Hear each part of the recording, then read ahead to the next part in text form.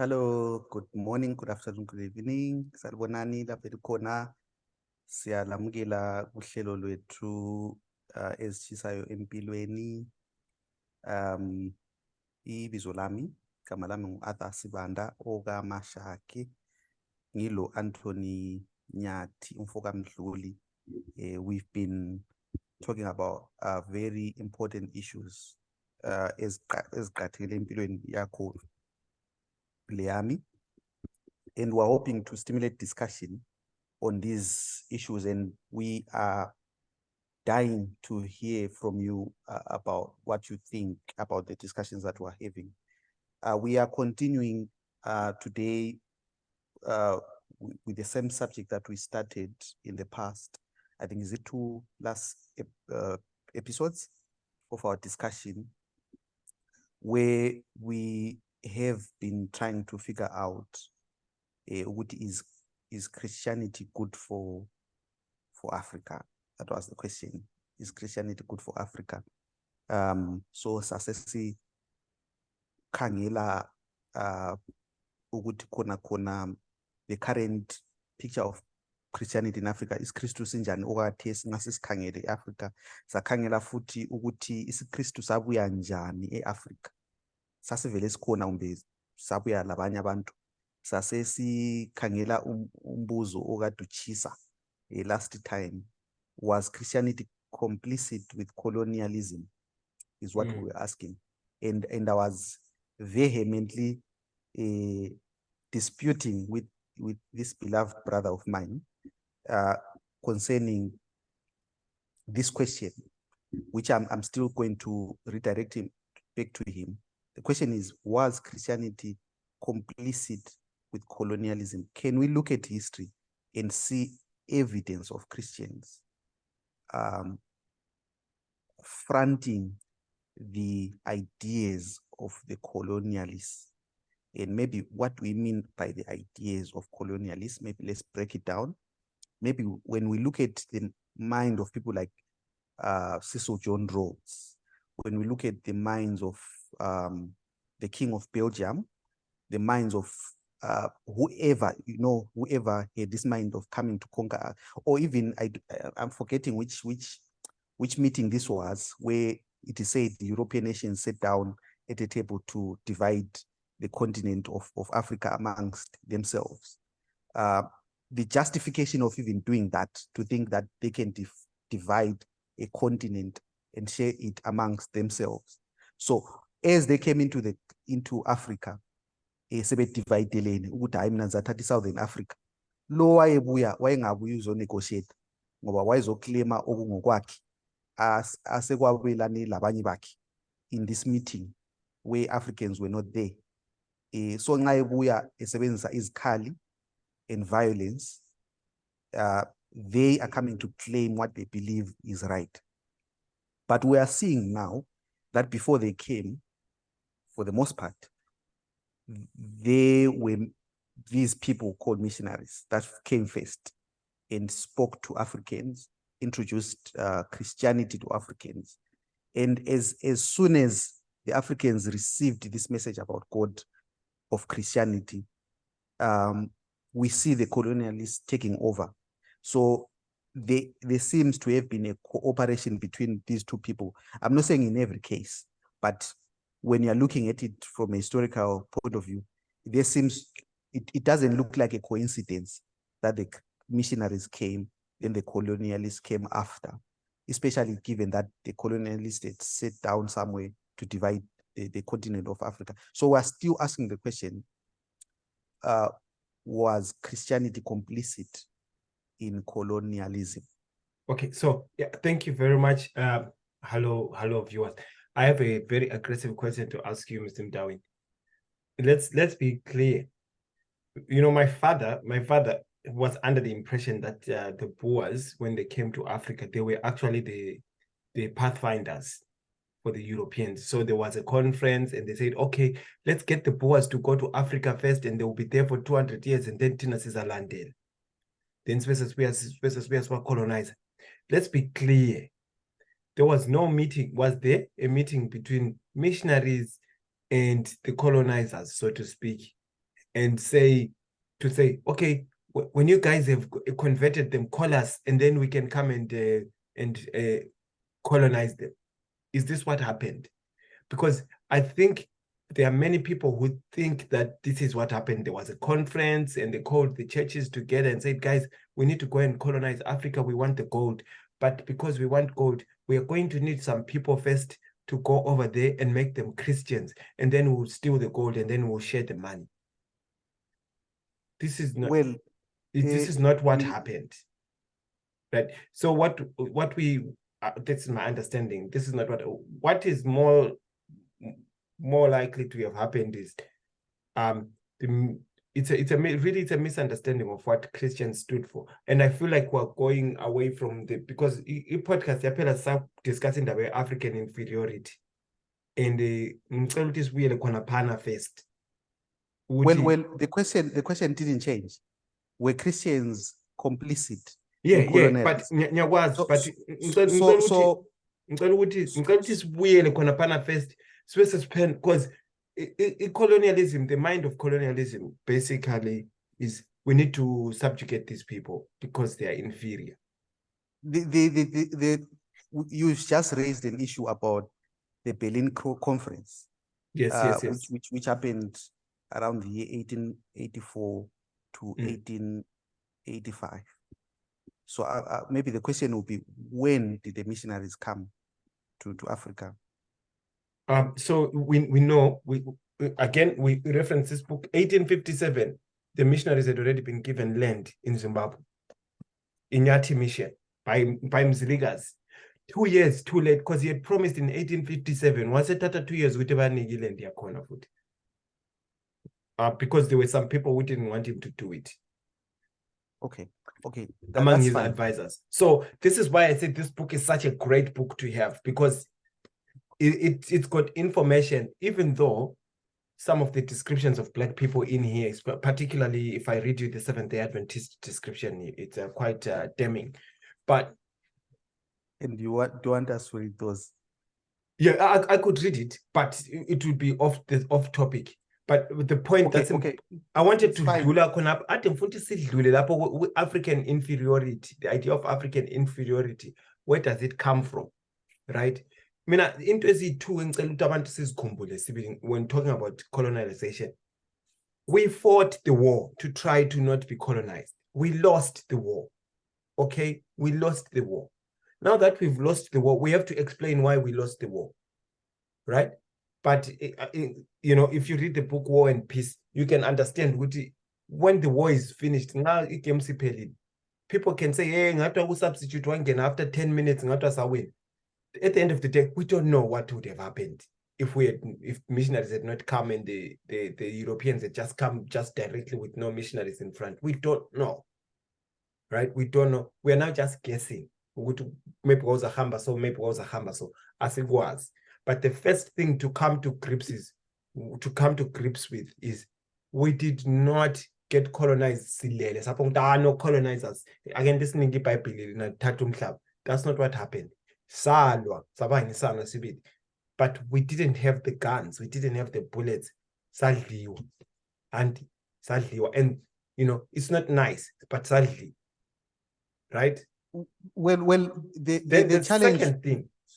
Well, on that same point, Anton, before you go to the second thing, the challenge of because we have to be mindful of how we are looking at this subject, because there's a way of looking at it from the spiritual angle. By spiritual angle, I mean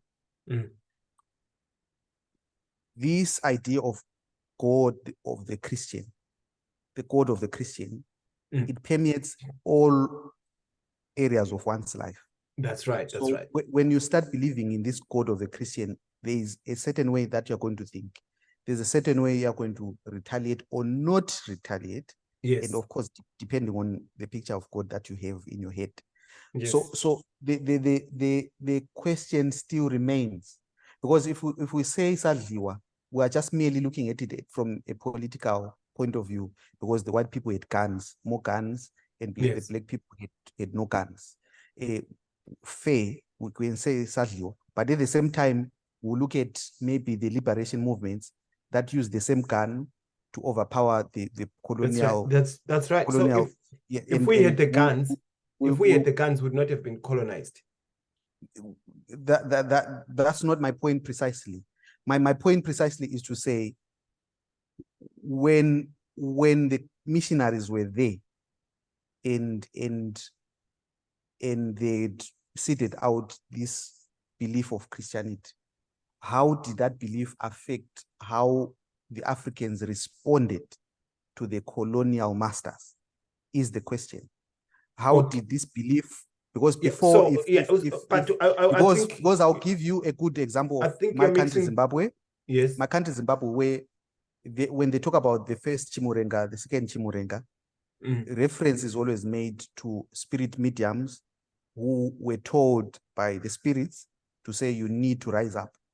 You need to rise up against these foreign invaders. And you believe that story? You believe wait. Because this is being fair. This is being fair. Yes. And being objective. It has nothing to do with my personal beliefs as a Christian. I'm looking at it from a strictly historical perspective. So you think that we understand Toragidi Ujitonge. So do you really think no. When we just merely maybe reduce it to, well, the history that was written by whites is more accurate than the oral history that we were told by Africans. That's a whole new argument. We can go that way also because the Bible itself apparently started as oral history before it was written. So we don't need to get into that loop and into the abyss. Right? But when I'm just trying to show you that a spiritual perspective influences behavior. That's my point. To say the African spiritual perspective, the spirit spoke and told people to rise and take up arms. Whether the spirit said it or not, at least, but that's what we're told. And that's what made them stand up to say, we're going to fight. We're going to. Because they believed the spirits were sending them to fight. Yes, but the question still remains what the missionaries were telling the Africans to do when these people were coming to grab their land, to grab their cattle, to grab, and putting them into reserves. What were the missionaries telling them? Because this was a new belief system. Was the belief system telling them, no, just forgive them, for they do not know what they're doing? Or was the belief system telling them, no, your gold and silver is in the buy and buy. Whatever is of this world is not yours, While if that was being told, while their white Christian counterparts were being told to build houses, to take the gold, to take the whatever. So that's what I'm interested in when I'm saying, was Christianity complicit? That's the question. Okay, so what would you have wanted them to do? Okay, so if I was a missionary, yes, I can see somebody's upset at the podcast right now. I can smell someone being upset. I was just waiting for you to say what were they supposed to do. No, that's not responding to your question. The question is so I'm going to respond to your question. So yes, I would imagine that the Christians would have said, don't go to war, don't go to fight. Let's find another way. Which was? I don't know. This is a thing that we need to find out in history now, exactly what was said. This is one reason why I bought this book. That's why I'm saying it's not enough, because I need to know the political angle as well. I want to know what was said in Parliament. I want to know who got up and said what were the things that were said before the land was partitioned, and who stood up to say, let's do it this way, let's do it that way. Those are different. That's information that's required. And I take issue with the history that I learned in Zimbabwe, because you can correct it if I'm wrong, but it sounded like the next thing was and then what was thina sasisebenza elokuzeni kwasisebenza ko-edgars kwasodwa siqalise kuyosebenza elokuzeni erenkini. The truth is, kwakungela renkini, kwakungela edgars. It was a different life, and we all know it was a different life, right? So the way that colonization was explained in my history class, it wasn't immediately clear to me who built the roads. It wasn't immediately clear to me who started the farming system, like who were the people that actually decided, okay, this is how we're going to have a farming system. I want to know everything. I want to know everything. But what I was basically told was, so because of that sort of telling of history, you lose information. For example, that means we actually don't know right now what the missionaries said to their students in class. If the students were complaining, we have been moved from a fertile land to a non-arable land. We don't know what did the missionaries go and say to the colonial powers at that time. We don't know, because all we were told was Amakiwa, they are so bad, you don't tell a story like this, right? But I would still like to go back to the story of African inferiority, right? You should tell a story in a full manner. So I want, well, before you last go episode, before you go to African inferiority, I will not let you off the hook, because you cannot maybe appear to demean the way Africans tell their story, to say no, you should not conflate ZANU-PF with Africans, because my father tells a different story of the history of Zimbabwe. Than he's not on my side, right? But he tells a different story than what was in people making history. My point is, when the Europeans were telling the story, let's try and make it broaden the picture. When the Europeans were telling the story, they basically are these people, they're just running around naked, doing nothing, killing each other, right? So we had to control them. We had to control them and show them where to live, and and protect them from their evil kings. And that's why we ended up getting missionaries to try and make them Christians. And now look, they are so much better. They're much happier working locals and at the factory. They're much better living like that. So that's one story. That's a way to tell a story. It's conveniently avoiding telling people the truth that, look, these people were living in fertile land, and we moved them because we thought they were not producing enough in that fertile land. And this actually caused them a lot of pain. We separated families. We've done ABCD. There's a lot of bad things that we've done, right? So all the bad things that they did, they kind of skipped over. It's the same thing here, where you sort of like try, and the good things that Africans were doing, you sort of skip over to justify colonization. The same thing when you get freedom, you sort of try to jump over any good thing that might have happened. Ukuthi awuzibani mawaqhamuka kunyawo ukusisi roads wasemlungisa usisi roads kalalanga ubusuku bonke emeka sure ukuthi umuntu sekwanisa ukuhamba wathi eqeda lapho wamnika iplaza. Like, if Sisi Roads had ever done such a thing, we were still not going to learn about it, because we must know that he was evil. That was the agenda of ZANU-PF, right? So it doesn't matter. Even if Sisi Roads actually gave CPR to Robert Mugabe, that was not going to be in the history books, right? So what's sasingazozisitshela vele ukuthi Sisi Roads wakwancedisa ubani, because we must, kumele sibekwazi ukuthi wawumuntu omubi kakhulu uSisi Roads. Andiyabona? So my point is, nxa sikhuluma history ukuthi kwahamba njani, we need to know iqiniso lonke. So what I'm admitting to you right now is, angikwazi mina ukuthi ama-missionaries ayesithini ebantwini, but there is a strand kulamanye amaKristu ayencedisa ukuncindezela abanye. Akhona amalutshwana amanene.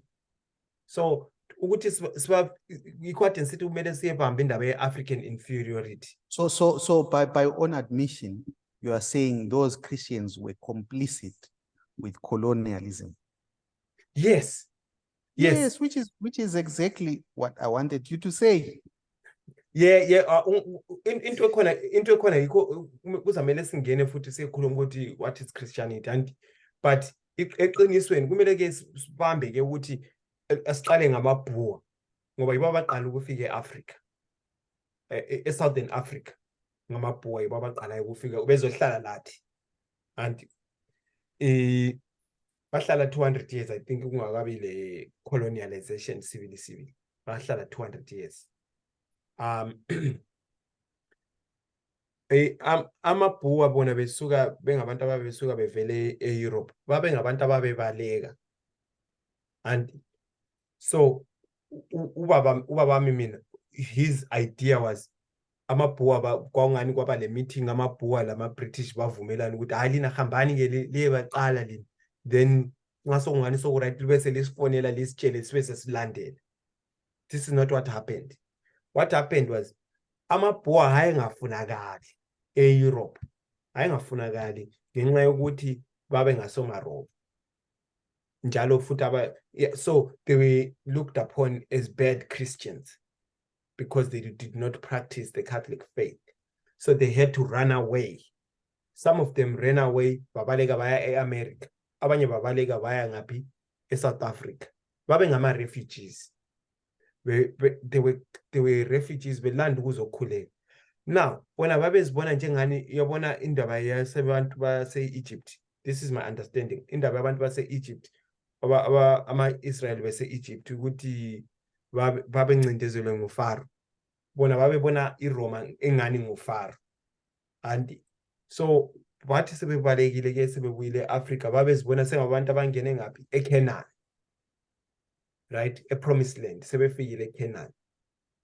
Bathi sebefikile ke eCanaan, abahlala eCanaan ngobani hit. So thina kwasokhanya ngani singama-Canaanites thina. Angithi I think kungena khona indaba wayikhuluma leyana ukuthi abanye babesithi uNoah laphana beze bemhleke ngumntanakhe. And kwathiwa khona abantu bakhona uNoah eze ngani yathuka umntanakhe wasesiba ngumuntu omnyama. So bona basebesithi ke bona abantu laba bathukiwe vele kumele bebe yini, kumele bebe izigqili zethu ngoba bathukiwe vele, they are not blessed, they are not obedient, so they are supposed to be our slaves. So they believed in the inferiority of the black man based on their understanding of their story. We are refugees, we're coming from Europe, we are coming to the promised land in Canaan, and abantu laba ngama-Canaanites inkolo zabo zimbi, so uNkulunkulu uyabazonda. Ungakubambanisa ke lokukholwa kwabo ukuthi uNkulunkulu vele na wakhetha kudala engakadala umhlaba ukuthi hayi uArthur ezulwini kahambi, uAntony uzahamba, and kwahle kwabhala ungakazalwa. So bona bahle bazitshela ukuthi vele laba babhaliwe vele ukuthi kumele bebe yini, bebe yizigcili zethu. So kwasokubambana those two things, kwasokubambana lokhu. Later on it makes it easy ukuthi that idea then is very conducive to the idea of evolution. So you can marry the two because in either this side or that side, in both sides, now calling indaba kaNoah, umuntu omnyama, according to what the Boers were saying, umuntu omnyama vele is a lesser person, right? Now calling indaba the evolution, umuntu omnyama futhi is a lesser person. So either way, whether uthethe inkolo zamabhuwa kumbe uthethe inkolo zika Charles Darwin, either way you come to the same conclusion, umuntu omnyama is inferior. So the group of Christians who accepted this were therefore very, very, very complicit and even active in pushing the idea of subjugation. I wish I had the Book of Mormon with me. I have the Book of Mormon. I could read for you in the Book of Mormon as well, where having dark skin is actually a sign that God has cursed you. So yes, there are Christians who were involved in telling Christians that they were inferior, and they were basing it on their understanding of the Bible. So I think I was very eager to sort of show the other side, but I think the right thing to say is yes, there's a strong group of Christians, I think even up to this day, who believe in the inferiority of other people and their own superiority. And it comes from the fact that some of it comes from the fact that bakholwa bona ukuthi uNkulunkulu wakhetha kudala ukuthi ngubani ozasindiswa ngubani ozalahlwa. So ngenxa yokuthi bakholwa khonokho ngabe khangela empilweni bayahle bezitshela bona ukuthi hayi mina ngimengikhethiwe wena ukhethwanga. So njengoba ungakhethwanga ungcono wena uthatha umsebenzi owenzani wokuclean ama-toilet, mina njengoba ngikhethiwe ngizaze ngisebenze e-ofisini. Yabo? So then Yeah, so those are the two strands. So wasokubambana, those two ideas kwabambana.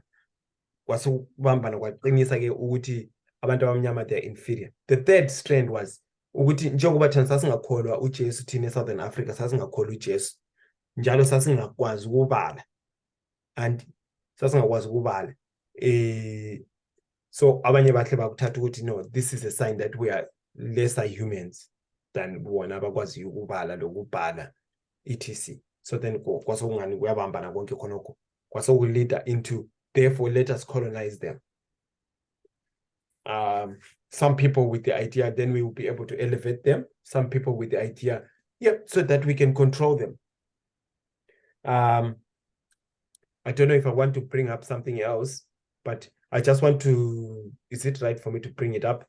Before you bring it up, I'm trying to restate what you've just said. Umdluli lapha is say some sections of Christianity were complicit. Large sections of Christianity were complicit with colonization. And maybe if the few had genuinely come to share the message about the gospel to Southern Africa, but there were a few. And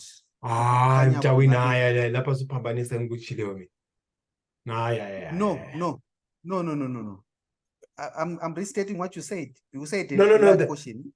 Yes. But the people who brought Christianity, to us, the people who were evangelizing us, they believed in the equality of human beings. Okay. That one can be disputed. So you can say we need to qualify and define what equality means. Does equality mean you can still own slaves? Does equality mean you can take people's land? Does equality mean no, but the missionaries were not the one taking away people's land, Bill. Well, the missionaries were given people's land in certain instances, and the missionaries would not have said, no, we cannot take this huge portion of land. And the natives surrounding the mission station are having small portions of land. That in itself, at a certain level, can be questionable. To say you believe in Jesus and Cecil John Rhodes. I haven't finished. Yeah. Cecil John Rhodes has gifted you with this very huge portion of piece of land for free. Yes. He didn't create it. He took it from other people. He took it from other people and gave it to you. So in the world of ethics, ethics and especially with you, when you are coming with a higher ethical moral code to try to teach other people, we need to come back to ask you. This is where it's very important to be clear. Whatever it was called, the missionaries risked their lives, absolutely risked their lives to be in contact with us, because abantu babe sifa. That's why abantu babe sifa, that's why when they were having the slave trade, they were getting the slaves from the blacks, because you can't go into the interior of a continent you don't know. Your body is not ready for it. So many missionaries died, right? Just from diseases and whatever. These people absolutely believed in the equality of all people. And I mean that in every sense. So if you get this book, they all had a plan. They had a plan which was actually outlining what, okay, our plan is that by such and such a time, 15, whatever. Everything was planned out. I beg people, please buy this book and read for yourself. That sounds like you are selling propaganda, my friend. No. You are saying this book, which people are supposed to buy, is going to give every rational explanation. No, it's not going to give Very every true rational. No, explanation no, to no, what no, no. happened. No, there are two. There are two things. Because No, as no. much Wait, as we are wait, saying, wait. as much as we're saying people died, you know, I'm a Christian myself to the T. Yes. And I have a way in which I can look at missionary history and say, no, I appreciate the sacrifices that Anderson and the likes came to give. But the person who is listening to the story is not like me. So if someone died because they came to Africa, doesn't mean they so what's they important? What's important? They came to a place where there's malaria and their immune system was not. Yeah. So yeah. Good. So there are two things. There are two things. Just bring up the case that people died to say because they died, then it means they are genuine. That's a weak argument there. No. The point that I'm making is, so they did not get rich. So that's there are so many things that people sort of assume, right? So it's almost like Cecil Rhodes got rich and he was giving the missionaries money too, and the missionaries got money. This is not true. We're not even going there. We are saying Cecil John Rhodes on record gave missionaries huge portions of land. But Cecil Rhodes was not the first one to do it. Mziligas was the first one to do it. So no. The issue is let me ask you this: did Mziligas get that? If we're just going to say Mziligas did it, so it was right for the missionaries to accept the land that has been possibly taken from black people, then we are not arguing from a plane of ethics. Because we're not arguing right now. These Christians who are coming to say, we're coming to teach you about this God of love who died for you on the cross. We are now equal beings. We love you, blah, blah, blah, blah. They are saying that, and they are standing on land which they've been given, which was taken from people, which was given to them by so it confuses the message. It clearly confuses the message. We cannot separate the message from the fact that you were given a portion of my grandfather's land, and you are building the missionary post on a land forcibly taken from my own grandfather. We can talk about politics, because politics on its own stands alone, because it has different set of standards. In politics, there's no right or wrong. Crudely speaking, whatever works is what will work. If that's right, that is absolutely right. And the end justifies the means in politics. So whatever Mziligas was doing, fair and fine, is what Cecil John Rhodes did, fair and fine. But within that context, we find these people in this confusion of politics. We have these people who are being gifted a piece of land, clearly having been forcibly taken from the natives, and they receive it. Right. And stay on it and continue to preach about this God of love who allows those who preach about him to take land that has been stolen from other people. Okay. So I don't know if we need to rehash it. So do you have other resources maybe that you think maybe people? So there are things that we don't know, right? So if people can get us certain resources, we would be at a better advantage, right? So I think we both agree that we don't know what the missionaries said when the land was taken, right? We don't know what they said to the people. Right, we don't know what they say. But we know that a certain church received land from Cecil John Rhodes. And they consulted their church leader somewhere. That church leader affirmed that land was a gift from God. We have that one, and if we need to look up to that one, I can give it as evidence. So we are not going to run away from this one. The only question that we're going to ask is Kona, when all that, because we're talking here as Africans, who are going back into this history, because now when I believe in Jesus, I believe in Jesus, but I cannot deny the fact of history that happened, the colonial history that happened. So I'm trying to believe in this Jesus while also being true to the history that happened. So there has to be a way that I make sense of things that appear senseless. How missionaries accept a gift of land that has been forcibly taken from from someone's ancestor. You know, that's a very uncomfortable space. Yes.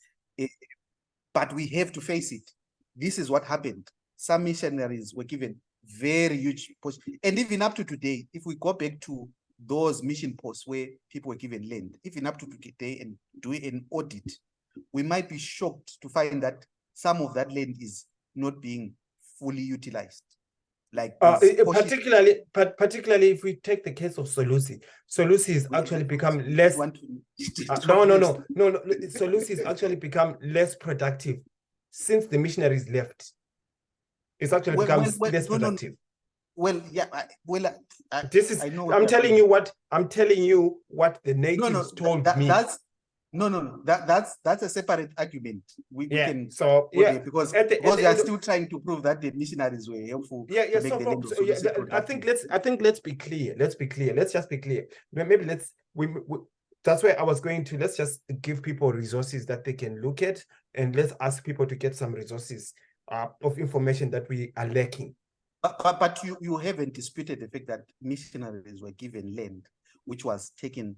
Like I have no problem with that. You're the one with the problem with it. I have no problem with missionaries receiving the land, because I know that the natives wanted the missionaries. Okay, so you have to think about this from the perspective of the native in that time. If you were a native in that time, let's think about it. If you were a native in that time, the natives have no problem because they've been told of this God who loves them, who makes whatever the missionary. Because when someone is telling you about this great God, no. This person, no. You're interrupting me. Can I finish? No. The reason why I have to interject is because when you just say the natives had no problem, you're making a very huge claim there. Very huge claim. You know, it's just the natives were dancing. The natives were dancing, mate. You cannot make a very huge claim. I hear you. It's a big claim. And then I let it go. No, I can't. Yes. So we can agree to say, well, the land was taken, but was gifted to the missionaries. Maybe we may not appreciate how they understood the gift. But can I ask one question? Yes. What difference does it make when how do you feel about that? Missionaries land? Because Mina Umzilikazi is operating on a moral code that's quite different from mine. Because if I'm living no.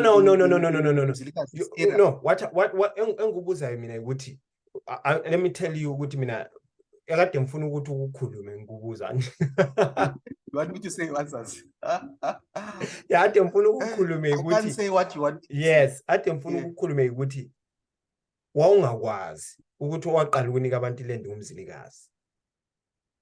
right? We are finding difference in how you perceive things.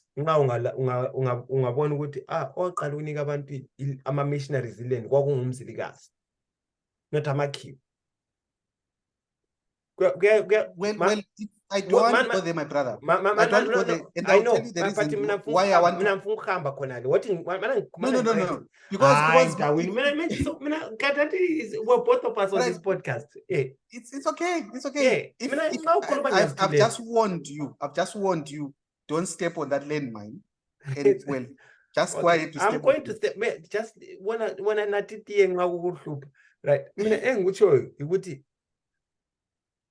Nxa ungaprocess ukubamba ukuzwisisa ukuthi hayi kwaqala ukunika ama missionaries land kwakumzilikazi.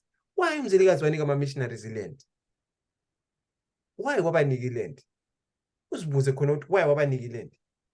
It's because umzilikazi wayebusa abantu and wabona ukuthi lokho kungabantu lokho ungangincedisa sibile embusweni wami. And lo Sisi Roads, so Mzilikazi, to me, Mzilikazi and Sisi Roads, bangani bale ngqondo ezifana naye. And ukuthi bona ba believe ukuthi bona kumele babusa abanye abantu. Unfortunately, Mzilikazi umbuso wakhe wangani awusahlalanga long time. And uSisi Roads wahlala sibili long time. But ingqondo engalunganga ukubamba abanye abantu njalo. But that's what those two guys, that's how they thought. But what is clear to me is natives wanted missionaries. So nxa kuyikuthi iland leyana, so uzitshele wena uzibuze wena ukuthi okay ama-missionaries engahamba ngathi ama-missionaries athi hayi ngoba sokulosisi Rhodes thina sesisuka sesihamba, what was going to happen? Do you think usisi Rhodes was going to say all right akulandaba sebehambile wathi lami ngisuke ngihambe? Again, in 1957 less than 50% of the population was Christian. Colonization was not because we were Christian. This is a very important fact for people to get around. The first people to carry spears and go to war were not Christians. They were not Christians. They were not Christians. So we were colonized while we believed in our gods. Or our God, or however you want to put it. We're colonized under our own spirituality and became Christians after colonization.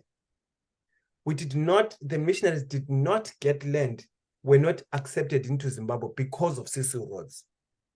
Cecil Rhodes was accepted into Zimbabwe because of the missionaries. So it's the other way around. So my point is the missionaries were already wanted visitors in the land, and they were providing important services. So yes, there's a large section of Christians that absolutely blasphemed the name of God. I think maybe we should talk about the fallout from that. I just want us to be clear where you stand. I personally do not view the idea that we were colonized from an upset angle. I can understand what happened. Because if you ask yourself, let me give you this, there are two or three things that made me realize this. Number one, ngathi umzilikazi wayelembhobho lemdududu and all these things. Do you think umzilikazi wayezathi hayi mina ngizazihlalela khonapha koBulawayo, that would be my territory? No. He was going to do what Shaka was doing. Okay? The fact that Cecil Rhodes did what Mzilikazi wanted to do should give you the ability to see the two people who die long Satan and Joe's for a section A. It's two different, but they were both hell-bound on, because Mzilikazi did not practice equality of all men. Neither did Cecil Rhodes. Ngabantu abazifananelayo. Wena uthi so uzisa ubuhlungu ukuthi owawinayo wayelikhiwa wangasomuntu omnyama, that's your problem. Mina, Gimme. Can I respond? Because no, do not. No, because you started it, and I warned you. No, I want, but you've asked. No. I want to finish my statement. Cannot, because even if you finish, I'm still going to rebut it. Yeah, that's fine. It's fine.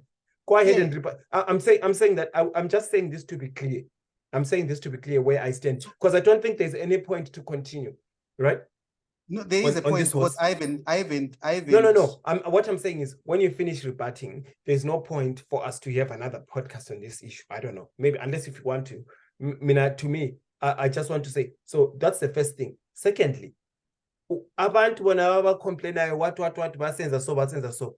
When ungahamba esitolo ungabona i-TV nge $4. Uyahamba uthi hayi i-TV le ichipe kakhulu manje ngicela ake liyithathe nge$400. Tatani $400. No, you take the TV for $4. Why? Because you are selfish. You are a selfish person. Everyone is like that. So the fact that amakhiwa afika yenza selfishness yabo phezu kwethu, so umangalisa, no, it should not amaze you, because you would do the same thing. You would do the same thing. So that's the second thing that I realized, that okay, I'm just saying how I came to feel comfortable and to be able to say, I want to know what exactly happened. I don't care who was right or who was wrong. I actually want to know what happened. That's why I'm asking the audience, if you have information, material that I can use to know exactly what happened, I'll be happy to get that information and look at that information. So thirdly, I want to give my third reasoning why I came how I came to feel comfortable with this. When you understand what happened, and you process it in a certain way, you can have peace in your heart. You can have peace in your heart, and you still don't have to say, oh, Sisi Road was a good man. At least you don't have to hate yourself as a person or your culture for you to be able to be comfortable with things. But the reason why I got to this third point, how I got to feel comfortable, is I read a book called Conquest and Cultures. Right? It's actually a trilogy. There's Conquest and Cultures, Migration and Cultures, and I can't remember the third one, the third of the books, but it's a 3-book series by Thomas Sowell. It basically covered the idea of colonization all over the world. If you understand how colonization worked all over the world, you know,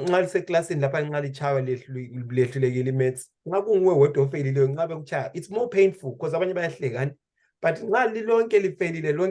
it's now a game, it's now fun because and so when you understand what happened to other people in other countries and how it worked out for them, you'll be able to be more comfortable with what happened to you as an African, because there's an idea which many Africans have, which is almost like this is nonsense. It's only born by ignorance. When you actually understand what has happened in other people's cultures, you can actually wake up and say, oh, okay, that happened to us, we did it to so and so, and that happened to so and so, and you can be able to say that was wrong, this is right, but you'll be in a more comfortable position because you know more information about what has actually happened. So so it won't be so painful. Then the last point for me, which I find to be a comfort, maybe I shouldn't say it because maybe it will prejudice certain people against my perspectives. But personally, I believe that if you actually take time to look at how human beings work, how nature works, and even to read many books, you'll be able to realize that, okay, this is the truth. So it will go into what does it mean to own land? Why should you own land? Whose land is it?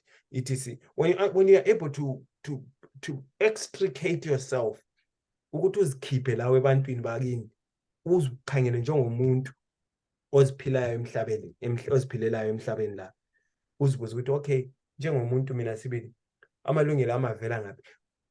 Ngubani wathi mina kumele ngibe le land yana leyo? Ngubani wathi ngiyakho iland yana leyo? How far back do you go back to say that's your land? And why should you have that land? Why omunye umuntu engakumelanga nguthathele? You know, so when you I can work with those questions, you can be able to be comfortable with what the history says. So my view is that abaningi bethu ama-Africans, including uMdawini la, I think singani siyilanda indaba le ngobuhlungu, right? And maybe you can't get rid of your pain. Singani indaba le siyilanda ngobuhlungu ukuthi why thina sancindezela. Kwayenzakala bazalwane, kwayenzakala sadliwa. And so let's now move forward and find out what we can do. So, you know, it's not going to give us anything. Anyway, this is where I'm standing. I don't know that there will be any use. I've given my references. I've asked for references. I am seriously asking for references for first of all, for the settlement of South Africa by the Boers. I want to know what they were thinking, what they were teaching. I want to know that. And number two, I want to know what was being done and taught in Rhodesia. I want to know all that stuff. So those are the resources I want to know. And I've given people my own resources that I've had access to so far. And all this time, especially I think that you should actually clap your hands for yourself because you've done well. I know that most people will be very upset at what I said, but that to quote Omnyum Kiwa, here I stand and I can do no other.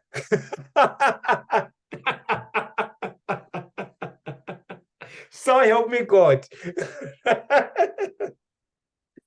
Yes. You want me to respond? I'll just put in my conclusion to this story. Maybe we can, yeah, go ahead. I'm just going to respond by just reading a letter. I may comment on it or not comment on it. This is a letter from King Leopold II of Belgium to colonial missionaries. How do you know it's an actual letter? Just to... I can give you the reference to it. Can we access it on the internet and then I can share it? Yes, you can. Okay, sure. I got it from the internet anyway. Okay, so what should I type in? What should I type in? Letter from King Leopold II of Belgium to colonial missionaries. Okay.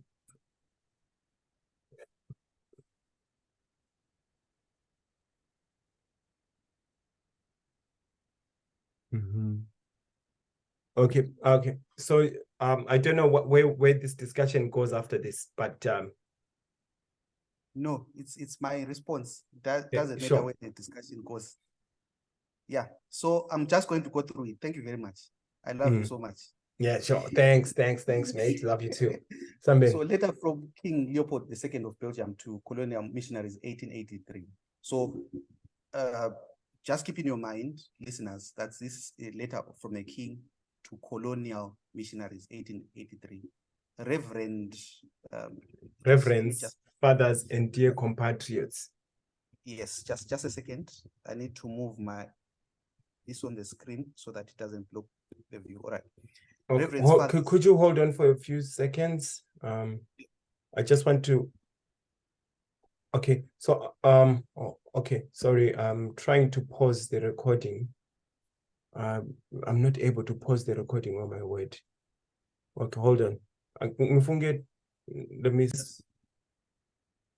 Sure.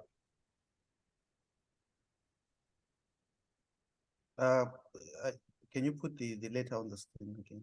Okay.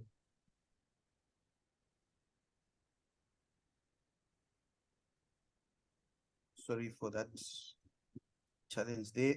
We are going to just go through this letter, the letter from King Leopold of Belgium to colonial missionaries in 1883. Reverends, fathers, and dear compatriots, the task that is given to fulfill is very delicate and requires much tact. You will go certainly to evangelize, but your evangelization must inspire above all Belgium interests. Your principal objective in our mission in the Congo is never to teach the niggers to know God. This they already know. They speak and submit to a Mungu, one Zambi, one Zakomba, and what else I don't know. They know that to kill, to sleep with someone else's wife, to lie and to insult is bad. Have courage to admit it. You are not going to teach them what they already know, what they know already. Your essential role is to facilitate the task of administrators and industrials, which means you will go to interpret the gospel in the way it will be the best to protect your interests in that part of the world. For these things, you have to keep watch on disinteresting our savages from the richness that is plenty in their underground, to avoid that they get interested in it and make your murderous competition and dream one day to overthrow you. Your knowledge of the gospel will allow you to find texts ordering and encouraging your followers to love poverty, like happier are the poor because they will inherit the heaven. And it's very difficult for the rich to enter the kingdom of God. You have to detach from them and make them disrespect everything which gives courage to affront us. I make reference to their mystic system in their warfare protection, which they pretend not to want to abandon, and you must do everything in your power to make it disappear. Your actions will be directed essentially to the younger ones, for they won't revolt when the recommendation of the priest is contradictory to their parents' teaching. The children have to learn to obey what the missionary recommends, who is the father of their soul. You must singularly insist on their total submission and obedience, avoiding developing the spirit in the schools. Teach students to read and not to reason. Their dear patriots are some of the principles that you must apply. You will find many other books which will be given to you at the end of this conference. Evangelize the niggers so they stay forever in submission to the white colonialists, so they never revolt against the restraints they are undergoing. Recite every day, happy are those who are weeping because, can you scroll down please? Because the kingdom of God is for them. Scroll down. Convert always the blacks by using the whip. Keep their women in 9 months of submission to work freely for us. Force them to pay you in sign of recognition, goats, chicken, or eggs, every time you visit their villages. And make sure the niggas never become rich. Sing every day that it's impossible for the rich to enter heaven. Make them pay tax each week at Sunday Mass. Use the money supposed for the poor to build flourishing business centers. Institute a confessional system which allows you to be good detectives, denouncing any black that has a different conscience, contrary to that of the decision makers. Teach the niggas to forget their heroes and to adore only ours. Never present a chair to a black that comes to visit you. Don't give him more than one cigarette. Never invite him for dinner, even if he gives you a chicken every time you arrive at his house. The above speech, which shows the reputation of the Christian missionary journey in Africa, was exposed to the world by Mr. Weaver of Congo in 1915, and who in 1935, while working in the Congo, bought a second-hand Bible from a Belgian priest. Go down, please. Who forgot the speech in the Bible, Dr. Chiedzoke Okoro. We should note that all missionaries carried out and still carry out that mandate. That we are only lucky to have found King Leopold's articulation of the aim of all Christian imperialism. I don't think this is King Leopold's letter. Yeah, this is blah blah. This is now commentary and definitely from a Pan-Africanist. Maybe we can skip that one.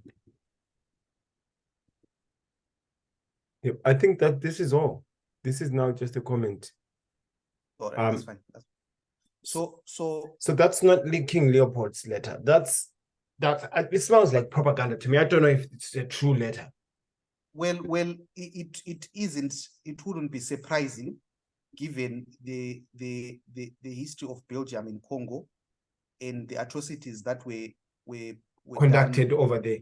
Yes. Exactly. Let me comment. Okay. Because go ahead, because this is the end. I'm sorry for interrupting. This is the end. Yes, Sorry. yes. Continue. So I know you omitted proper propaganda. Yes, is to say we have to question the authenticity of the letter, which is fine. But all the points that were mentioned in that letter, you are able to trace all of those things in most situations, in how the natives, well, because I was talking about Congo. Anyway, let me just say the history of Congo and Belgium really is one of pain and atrocities, and even a bit of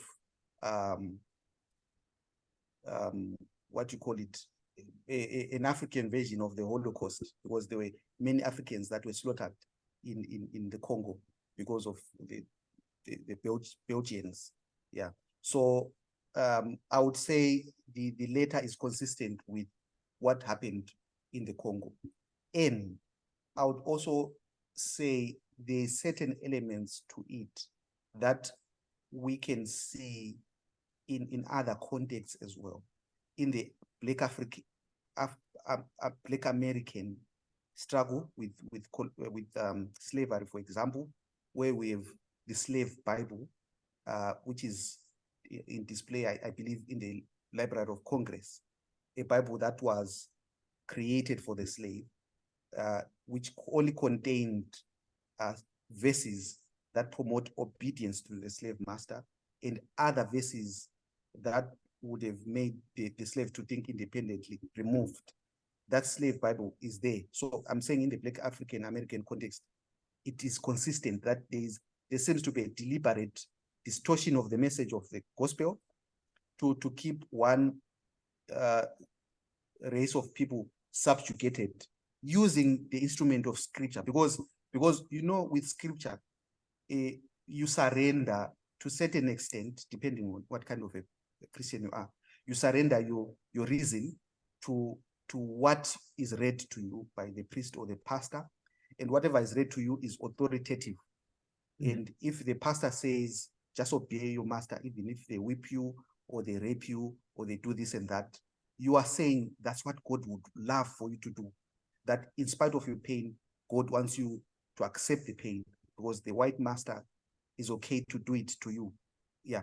So I also find that there's certain elements of it which is consistent to the South African context, which Dupree was asserting to, where the Adventist Church in the context of South Africa was very slow to break away from segregation, even when the covenant was breaking away from it. I for example, I know there's a Pastor Hall from Zimbabwe, I think, who was black or colored, if you will, who went to a college in South Africa. And during that time, he was not allowed to study in the same room with his white brothers who were doing theology. Yeah, so that is also consistent with that experience as well, because there's no way I can justify how in a theology class we have two people being separate. It really doesn't make any sense, because we're speaking about God who unites us, but when we're doing all that, when we're training people, we still separate them. And even up to today, we see remnants of it, where maybe particularly more strong in South Africa, where this separation and segregation still remains, which remains where maybe the Boers, for example, they have even their own city called Orania, where no black person is allowed there, because they believe it's for their own interest. It's good for them not to integrate with black people, because black people mess up their economy and all that. They even have their own economy, even their own money. So there's a certain sense in which I see whatever is in that letter being reproduced in certain areas of Africa, a lot of areas of Africa.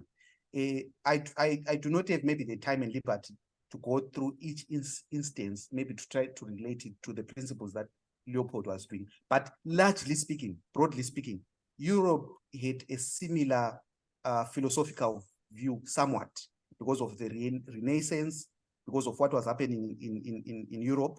So there's a way in which the Europeans had similar ways of thinking, broadly speaking, because of how they shared literature, art, and science and everything. So there's a way in which we can generalize to say a lot of Westerners were coming to Africa, not all of them, but a lot of them were heavily influenced by this idea that they were superior than black people, and they were meant to be leaders of black people, and they were meant to be masters of black people.